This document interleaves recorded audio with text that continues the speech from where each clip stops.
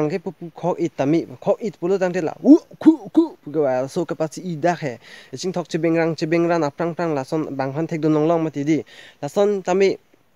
ki long ke ching ching thok su ang hut pen di chudun det nang pu chudun det lu pulu tang te ko pilo mi det pu nili tami kadom jerpi do anatum phan tami kadom pajalo kado ko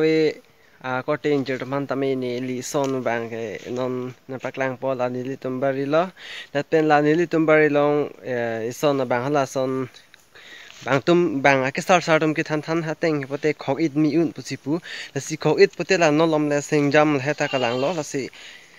nang li tum tami hi ko la long na ni na dam et pen pusi tami la sor bu nang chu det pen lam si hem che dulo te la tami sen ji ile tum habit haram long ta long ji la ke la si la bang so isi medicine ason lo itum tame ase nilinon la sobari mate la nili tumbari aru nampak lang pon po dei asinang lang dono kopia bab ma mate ko sonar bo ma ko pusona akijir ma mate arong ma nang litum ta theklang lok lo apolati chini ta hai ma cholong bom ta hai lasi la chot kali ilitum susiun I hut pusitame ilitum kopine men thu pen kitun pota tame chume susi un I hot tame singjam kelong hotame la su hoi ching thok hedi su ang hot pen te la sorbu chu de nang pu chu de lu pulo tang te mi de ti nili chi theklong ulu la son batai ke thom bak dolo nili ching thok su ang po suang den su ang po chu de po mi de son du ulo asang li tum tame hi thi ku la long tame nam tame la pen nam sadat ri la pen hem bari alu tame kachi I bang selet de athe mithang abari alu chi ilu pate mithang se chi chulong po ali da mithang se long po yo ke pran da mithang se mi pu lasi arbo bang na paklang pon pode tame abari bang ram ode pan bang ave non si pan lang ho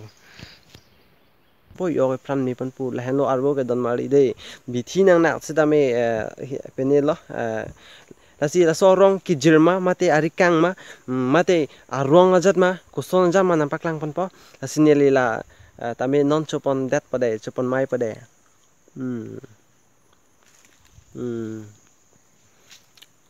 asap so di ki thor preng ason do tame dwai mati di mate isi medicine lo ase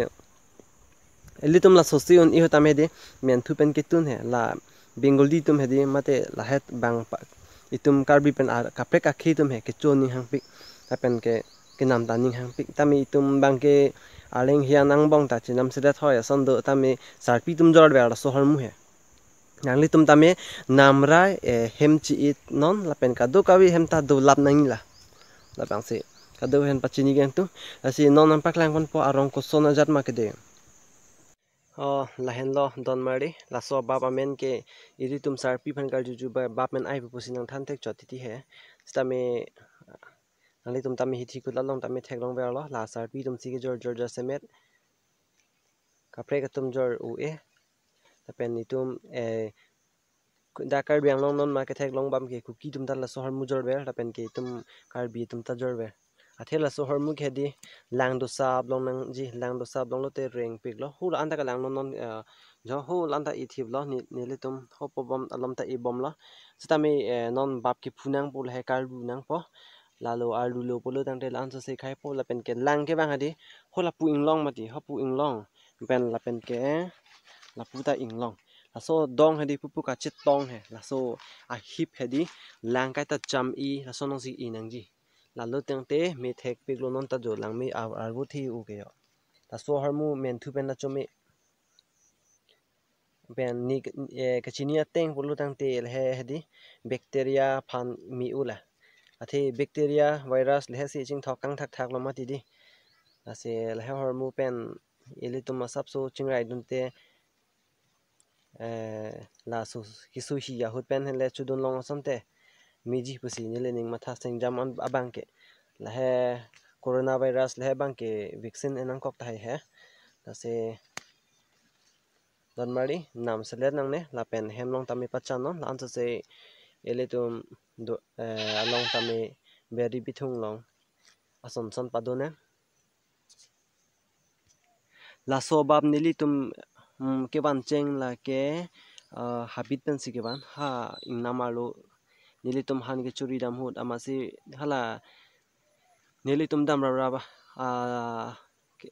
nili pensar mo cha hala phanar julo pia bab lo lage bang tum bojar rong ni thek long long ti puya lo ma si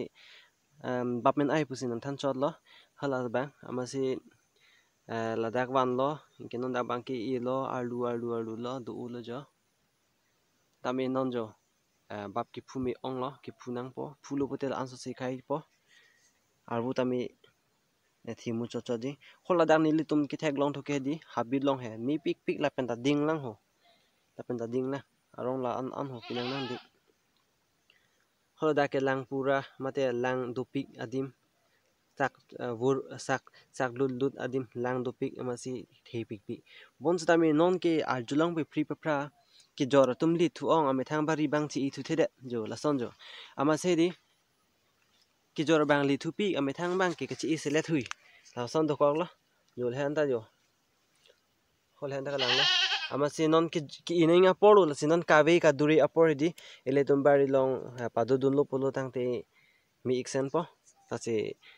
lam la an pen se pajit kok lo